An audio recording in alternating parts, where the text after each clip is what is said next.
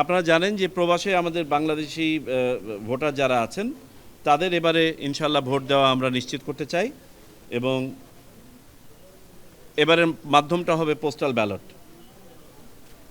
আমরা অতীতে দেখেছিলাম যে সময়ের অভাবে এই পোস্টাল ব্যালটের প্রভিশন থাকলেও আপনার ভোট সংগ্রহ করা সম্পন্ন করা সম্ভব হয় নাই।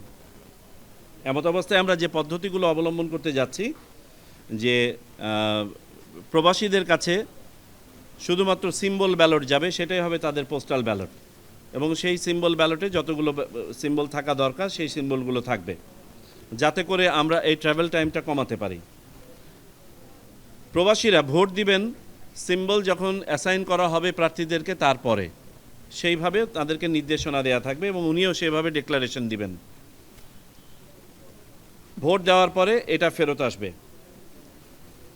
ঢাকাতে সময় সংক্ষিপ্ত করার জন্য একজন করে অ্যাসিস্ট্যান্ট রিটার্নিং অফিসার প্রত্যেক কনস্টিটিউয়েন্সির এখানে এসে পোস্ট অফিসের সাথে নির্বাচন কমিশনের সাথে একসাথে হয়ে এই হস্তান্তর প্রক্রিয়াটা, অর্থাৎ ব্যালট পেপারটা পোস্ট অফিসের কাছে হস্তান্তর করা এবং বাকিটা পার্সোনালাইজেশন করা, অর্থাৎ খামের মধ্যে ভোটারের ঠিকানা লেখা, কোড দেওয়া, ব্যালটকে আপনার প্রবেশ করানো, প্রেরণ, এই কাজগুলো সম্পন্ন করবেন।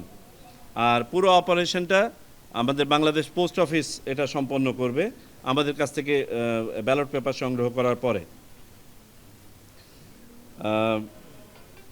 পোস্টাল ব্যালটে আমরা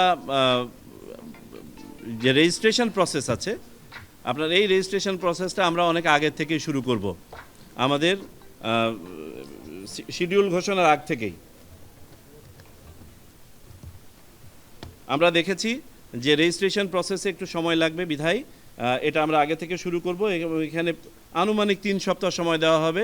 বিশ্বব্যাপী আমাদের প্রবাসী বাংলাদেশি যারা আছেন তারা যেন স্বাচ্ছন্দ্যে এটাতে আপনার রেজিস্ট্রেশন করতে পারেন ভোট দেওয়ার জন্য।